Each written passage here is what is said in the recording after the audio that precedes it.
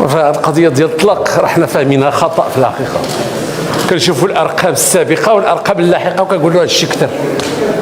راه كانت المراه الا بغات تاخذ الطلاق صدوز 20 سنه في المحكمه قبل 2004. كانت المعاناه.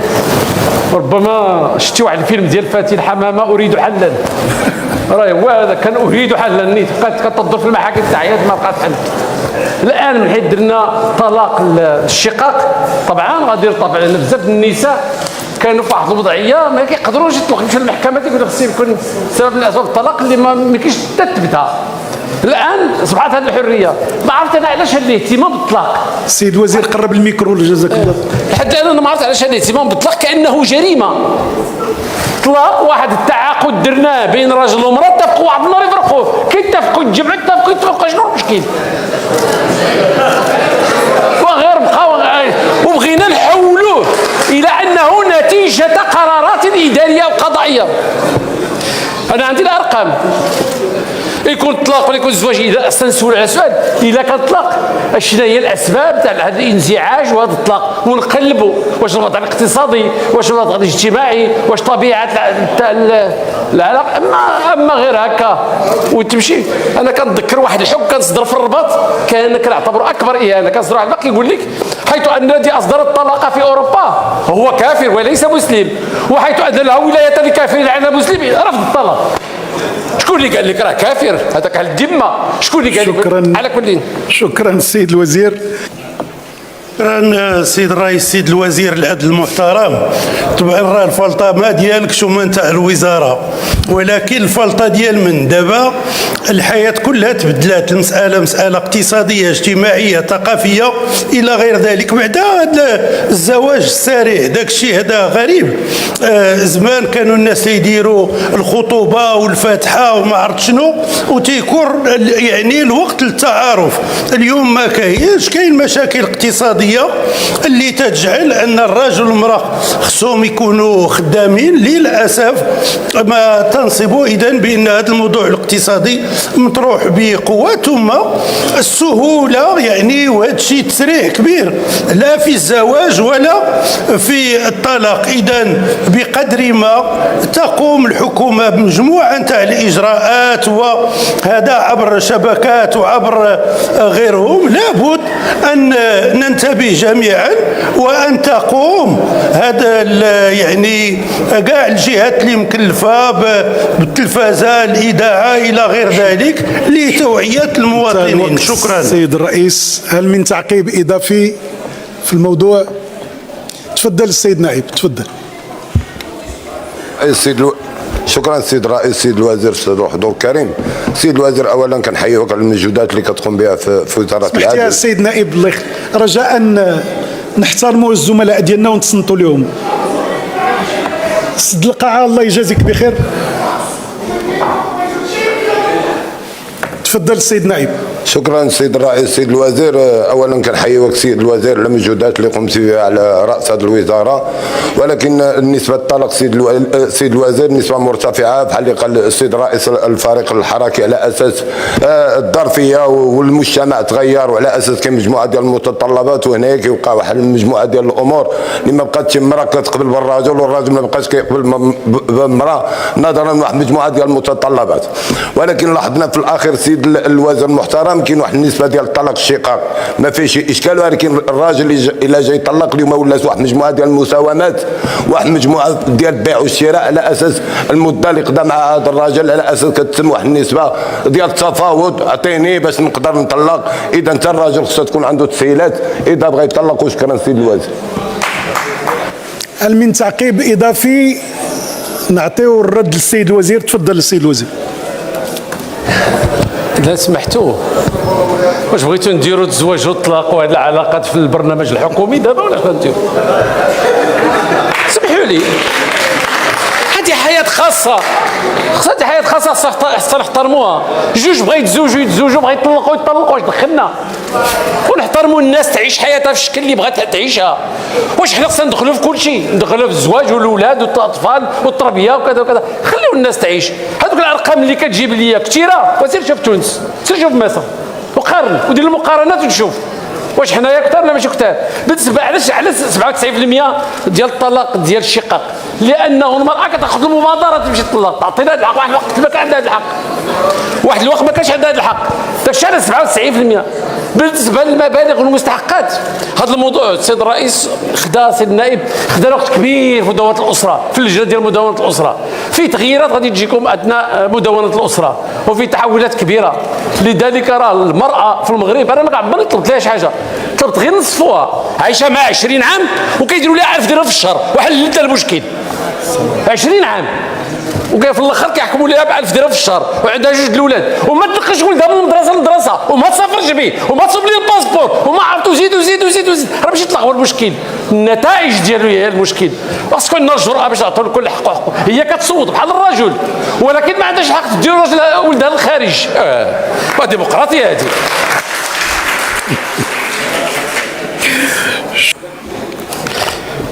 كاينه مجموعه ديال المراكز اللي درنا القضائيه باش نديروا القرب، لان القرب خصو يكون. والان عندي نقاش مع السلطه القضائيه باش نعطيو اكبر عدد من الاختصاصات للمراكز ديال القرب. في عام 22 في 5 ماي 21 درنا المركز القضائي بين القندوز تابع للمحكمه الابتدائيه بالعيون، وهذا قريب للقرقارات غير بشي 100 كيلومتر ولا 50 كيلومتر. كاين المرسوم اللي درناه في 31 افريل واللي درنا فيه محكمه ابتدائيه مركز قضائي بوجدور اللي حولناه الى محكمه ابتدائيه وصبح تابع لمحكمه الاستئناف بالعيون. درنا كذلك 13 مركز قضائي، النيف، امسمير، يمليشيل، تلمس، تافينقول، تاليوين، تافراود، باب برد، تيلوكيت، مولاي بوعزات، ندراره، بني جينا عبد الغاية، كل هذه حددناها في 22. 5 فبراير 22 درنا محكمه الاستئناف بالداخله، ودرنا كذلك المحكمتين الابتدائيه التجاريه بالعيون والداخله، حنا كنبنيوهم الان. الداخله عندنا مشكل باقي الارض راه باقي كنتذكروا. المرسوم ديال 25 فبراير 22 درنا ابتدائيه اداريتين بالعيون والداخله. درنا قرار ديال وزير العدل بدلنا المحكمه الابتدائيه في طمسلوح تابعه لتحناوت. درنا كذلك مجموعه ديال المحاكم الاداريه والتجاريه، اعتمدنا على معايير موضوعيه تتمثل في تقريب القضاء للمواطنين، ملائمه التنظيم القضائي مع القطاع الاداري. انا عندي رغبه باش ندير محاكم الاستئناف في كل مدينه كبيره في المغرب، مازال ما وصلنا لهذا المستوى، انا كنتمنى في المستقبل القريب نديروها ان شاء الله. شكرا. ما مآل إحداث ومصير المركز القضائي بجماعة ودلاو بإقليم تطوان الذي تم تدشينه سنة 2020؟ شكرا. هل من تعقيب إضافي في الموضوع؟ تفضل السيد نائب. سيد الوزير، نسولوا غير المحكمه ديال بني ملال، لان غتجمعوا فيها واحد المحاكم اللي تشرات الارض ديالهم مع اتفاقيه مع الجهه، ويمكن هذا على خارجه على بني ملال، خارجه على الطريق ديال بني ملال. بغيت نسولكم السيد الوزير عليهم. شكرا. هل من تعقيب اضافي؟ رد السيد الوزير. المحكمه الابتدائيه ديال وادلا وما عنديش على جواب، هذا سؤال كتابي ماشي سؤال شفوي، وجه ليا ونجاوبك لانه كتكلم على وضعيه محليه ماشي وضعيه وطنيه. بني ملا نفس الشيء، ولكن بني ملا كنا بغينا نشريو الارض ويعطونا الجهه، ما عطونا والو، حنا جالسين. الدار البيضاء كان عندي حلم ندير مدينه ديال العداله في الخرجه ديال الدار البيضاء، نسيت سميتها هذيك المنطقه، زناتة. كان عندي حلم وجدت المشروع وقديته، جات اعتراضات من جهات معينه وفشل هذاك المشروع. ربما يجي شي وزير عنده جرأة اكثر ويدير، ولكن كنت غندير مدينه فيها جميع المحاكم ديال راه المصيبه ديال المحاكم ديال الدار البيضاء انه كتدخلنا المئات الالاف المحاكم وما فيها لا مراحيض لا فين نقصوا الطوموبيلات، لا ما عرفتش غادي نديروا. شكرا. شكرا السيد الوزير. سؤال عن الخريطه، تفضل السي بعزيز. السيد الوزير، منذ بداية تقديمه للأجوبة على الأسئلة السيدات والسادة النواب إلا ويجيب على أسئلة لها طبيعة محلية. ما يمكنش لما قام زميلنا في الفائق بالتعقيب بشأن موضوع يخص منطقة ما أن يرد عليه بهذا، بل كان عليه أن يجيب كما أجاب على باقي الأسئلة. وشكرا. شكرا سي بعزيز. سؤال عن الخريطة القضائية، نقطة ندم، تفضل. ما يمكنش راه جاوب السيد الوزير. سؤال عن الخريطة القضائية للمملكة للسيد والسادة النواب المحترمين من فريق التقدم والاشتراكية. السيدة النائبة، السيد النائب تفضل. حول الخريطة القضائية للمملكة نسائلكم السيد الوزير. جواب السيد الوزير.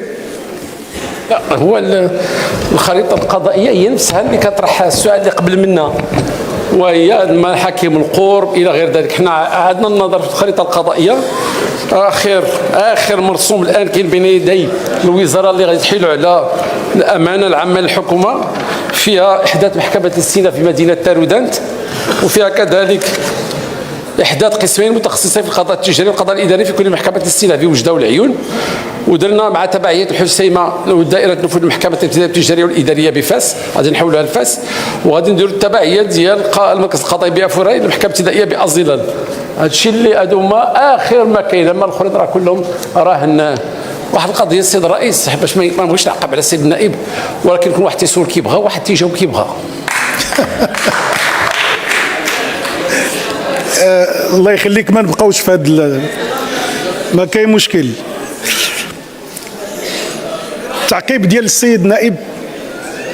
تفضل السي عبد الله بوانو، نقطة نظام. لا، أنا غير طبعا السيد الوزير السي عبد اللطيف وهبي وزير العدل المحترم كيتفاعل إيجابا في الجلسة، وبعض الأحيان كيبغي يتفاعل بطريقة تلقائية وتصدر عنه بعض الكلمات. فمثلا في جلسة قال بأنه هذا الشيء ديال الشيكات وهذاك الشيء راه بوانو عنده شي شيك إلى غير ذلك. أنا اعتبرت بأن ما خرجتش، وإذا بها كاينة في التقرير، فأرجو من السيد الوزير أن يوضح ذلك. شكرا.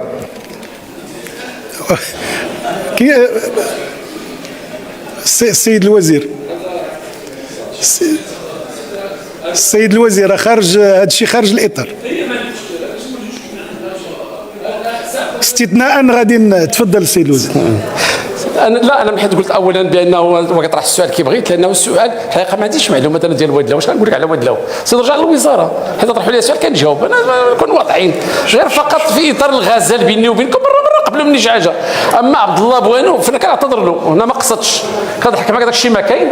والمصيبه ديالك راه من نهار دخلت البرلمان في 2011 لقيتك هنا، انت باقي كنتي ساكن ديك الوقت هنا. ديك الوقت حنا كنضحكوا وهادو كيكتبوا. شكرا سيد الوزير. تعقيب ديال السيد النائب المحترم، تفضل. السيد الرئيس، من المفروض ان كان خاصك تعطيني التعقيب ديالي، ومن بعد الا بغى يدير شي تعقيب شي حد ويتكلم السيد يجاوب لي السيد الوزير مرحبا. ولكن اليوم راه بحال هذا الشيء هاني انا كبرلمان اللي خليه. غير بالنسبه لهذا الشيء اللي كنتكلموا عليه ديال الخريطه القضائيه المملكه، فعلا السيد الوزير كنشكركم على المجهودات اللي كتقوموا بها في اطار يعني احداث واحد المجموعه ديال المحاكم ودار المقيم ولكن كيبان لي ان واحد الاقليم راه نسيتوه السيد الوزير، واحد الاقليم اللي هو اقليم ديال جده. وغنتكلم محليا، وراه حنا جايين من الاقاليم محليه، راه ما جيناش من ما كنترشحوش على الصعيد الوطني، كنترشحوا على الصعيد المحلي. وحنا اليوم في اقليم ديال جده اليوم عندنا واحد المجموعه ديال الجماعات اللي هي حضاريه 3، وعندنا 24 جماعه قرويه ترابيه. السيد الوزير، عندنا سميتو مدينه ازمور اللي كتوفر اليوم على 40,000 نسمه، والبيرجيل اللي كتوفر على 23,000 نسمه، وواحد المجموعه ديال الجماعات يعني الدائره بازمور كتوفر لها واحد تقريبا ما يفوق 100,000 نسمه. واليوم كاينه محكمه وحده اللي هي مدينه جديده. كيف يعقل ان اليوم السيد الوزير ان السيد من بير جديد غيضرب 50 كيلومتر باش كيهبط للمحكمه الابتدائيه ديال مدينه جديده؟ وحنا دائما كندوي، درت لك سؤال كتابي في الموضوع على ازمور، ان خاص تخلق فيه ما يبقاش دار المقيم قاضي المقيم، بغينا محكمه ابتدائيه في ازمور. ما يمكنش اليوم السيد الوزير ازمور اللي وصل اليوم 40,000 نسمه وجماعه الدائره به كتوفر على واحد 100,000 نسمه وما فيهاش محكمه ابتدائيه. بغينا نعرفوا اليوم علاش الاقليم ديال جده مهمش، وعلاش بالضبط هذه مدينه ازمور ما عندهاش الحق في محكمه ابتدائيه. السيد النائب، انتهى الوقت. هل من تعقيب اضافي في الموضوع؟ تفضل السيد النائب. شكرا السيد الرئيس. دائما في علاقة بالمحاكم المملكة. السيد الوزير، كنشكركم جزيل الشكر على تتبعكم الملف المحكمة الابتدائية بدمنات، وكذلك تخصيص بالنسبة لبناء المقر. ولكن في انتظار المقر السيد الوزير كنت نطلب منكم تفعيل هذه المحكمة الابتدائية، لأن تم تعيين ترقيتها إلى محكمة ابتدائية، ولكن لا زال العمل بالمحكمة الابتدائية لم يتم الشروع فيه بعد. شكرا. شكرا. هل من تعقيب إضافي؟ نعطيو الرد للسيد الوزير.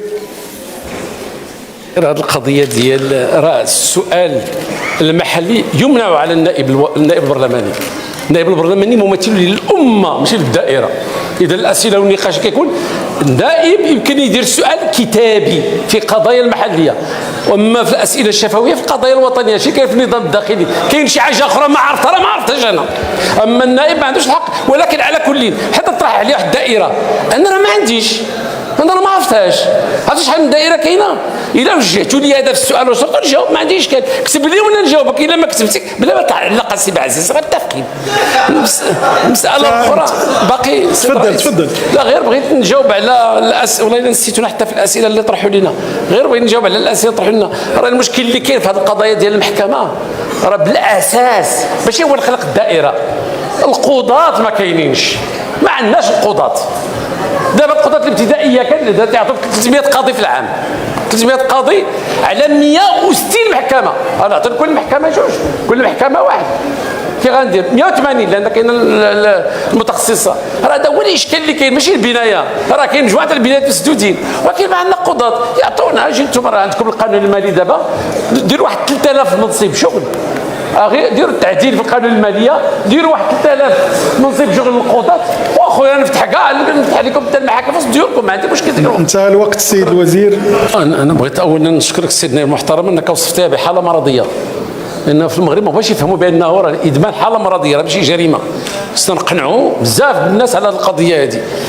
ثانيا انه درنا واحد الجواب بسيط حول هذا الموضوع في القانون المنظم للطفوله. هذيك الوكاله الطفوله عطينا بعض المهام اللي كتدخل في هذا الموضوع. الموضوع الثالث حنا وجدنا واحد اتفاقيه بيننا وبين وزير الصحه، خصنا نوقعوها حنا وزير الصحه، وقعناها حنا وزير الصحه مازال ما وقعها، وخرجنا الرصيد المالي باش نبنيو مراكز. نبدا واحد جوج النماذج ديال هذه المراكز، اما يكون مغلق اما يكون مفتوح. مغلق الا كان الوضع متشدد، يكون مفتوح الا كان اتفاق مع الضحيه. ولكن هذا الموضوع هذا ما يعالجوش الحبس ولا راه العبات. الا ديتي شي واحد مدمن الحبس راه غير كيبدا بالحشيش وكيكملها بالكوكايين. هذا هو اللي خصو يتدار. خصو نديروا المعالجه ديالهم والاهتمام بهم كضحايا ديال حاله مرضيه سميتها المخدرات. شكرا سيد الرئيس. تعقيب السيد النائب فيما تبقى من الوقت. السيد الوزير ما جاوبتيناش على الفصل 8 من الدائره 74، واش غادي تلغيه ولا اعاده النظر فيه؟ هل من تعقيب اضافي في الموضوع؟ هل من تعقيب اضافي في الموضوع؟ تفضل السيد الوزير. لا ما غنلغيش، هذا مكسب. انا بغيت نمشي بعيد تنقول انا شي واحد الا عالج نفسه نسقط له المتابعه. ربما يجي القانون الجنائي عما قريب ما عرفت. هذه الامنيه ديالي. ما يمكنش انا نعاقب واحد تيدير اللي نعاقب هذاك اللي كيتاجر في المخدرات، هذا خصني نعاقبه. ولكن هذاك اللي ضحيه راه حاله مرضيه، غير خصنا نوصلوا لهذا المستوى ديال نعتبروا حاله مرضيه ونعالجوه. لا ما عندنا حنا كنحلوا المشاكل بالحبس، اللي صدعنا كنسدوا عليه. شكرا.